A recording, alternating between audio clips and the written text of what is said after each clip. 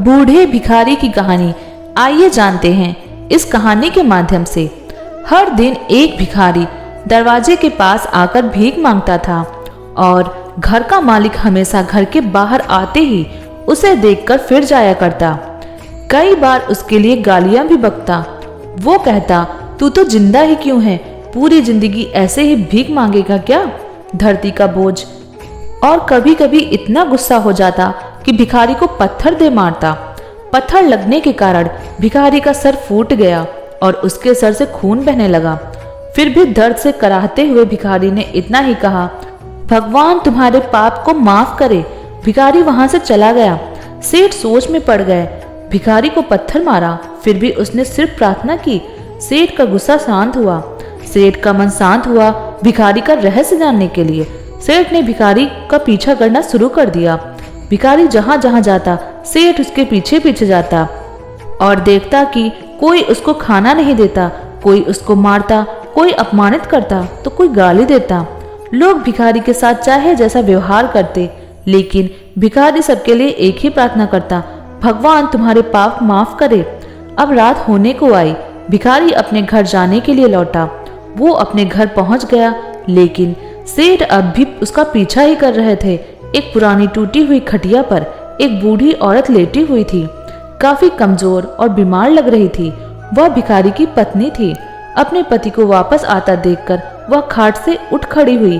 पत्नी ने अपने पति के भीख वाले कटोरे में देखा, उसमें सिर्फ आधी बासी रोटी थी। उसे देखकर वह बोली, आज बस इतना ही मिला?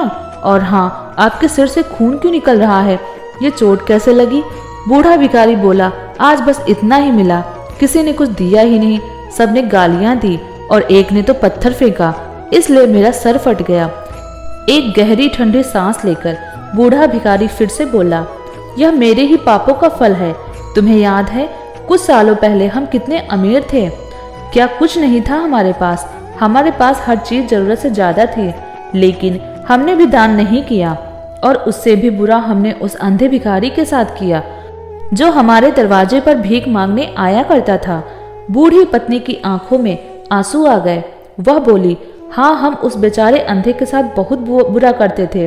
उसका अपमान करते थे, उसको खाने के लिए रोटी की जगह कागज दिया करते थे, उसका मजाक उड़ाया करते थे, कभी कभी मारा भी करते थे। मैंने कभी उसको रास्ता नहीं दिखाया।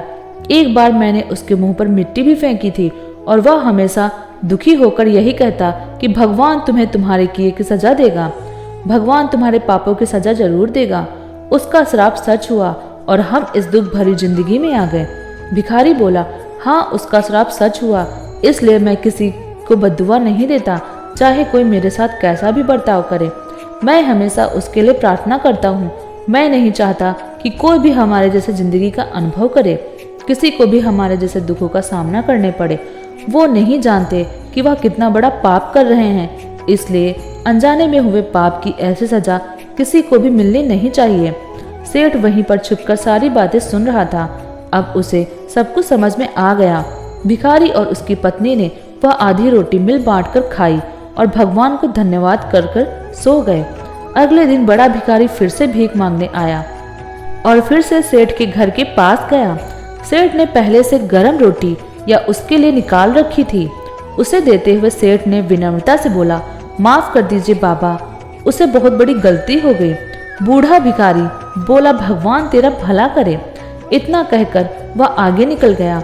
इस कहानी से जो सीख लेने लायक है वह बड़ी ही आसान है कि आदमी चाहे किसी के बारे में बुरा कहे या भला, लेकिन भगवान सिर्फ कर्म के हिसाब से उसको फल देता है।